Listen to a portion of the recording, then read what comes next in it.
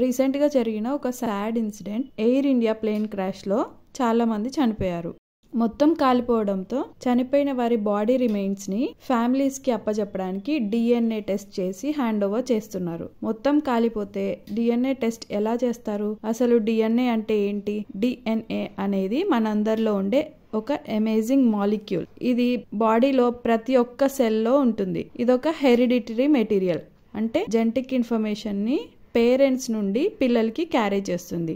దీనివల్లే మన development, functioning అంతా జరుగుతుంది. మన DNAలో హాఫ్ DNA మన పేరెంట్స్ నుండి వస్తుంది. మన ఫిజికల్ క్యారెక్టరిస్టిక్స్, జెనెటిక్ డిసీజెస్ ఇవన్నీ వస్తాయి. వరల్డ్ లో ఏ ఇద్దరిని తీసుకున్నా 99.9% DNA సేమ్ ఉంటుంది. ఓన్లీ 0.1% తేడా ఉంటుంది. ఆ తేడాలోనే మనందరం డిఫరెంట్ గా ఉంటాం. ఆ 0.1% లోనే ఏ ఇద్దరు సేమ్ ఉండరు. నార్మల్ గా అయితే ఏదైనా క్రైమ్ సీన్స్ లో జస్ట్ టచ్ చేసినా కూడా అక్కడున్న స్కిన్ సెల్స్, చెమట, ఇంకా ఏ బాడీ ఫ్లూయిడ్స్ ఉన్న DNA ని కలెక్ట్ చేయొచ్చు. అక్కడ ఉండిపోయిన స్కిన్ సెల్స్ అంటే అవి డెడ్ అయిపోయి ఉండొచ్చు కదా అని మనకు డౌట్ రావచ్చు. స్కిన్ సెల్స్ డెడ్ అయినా కూడా DNA అందులో కొంత టైం వరకు ఉంటుంది. స్కిన్ సెల్ సైజ్ చాలా మైన్యూట్ గా ఉంటుంది. 20 to 40 మైక్రోమీటర్, అంటే మీటర్ లో మిలియన్త్ అంత చిన్నగా ఉంటుంది. మనకి అది కళ్ళకి కనపడదు. ఒక్క మినిట్ కి అప్రాక్సిమేట్ గా 30,000 నుంచి 40,000 వరకు డెడ్ స్కిల్స్ షెడ్ అయిపోతాయి. అంటే బాడీ బయటకు పంపించేస్తుంది.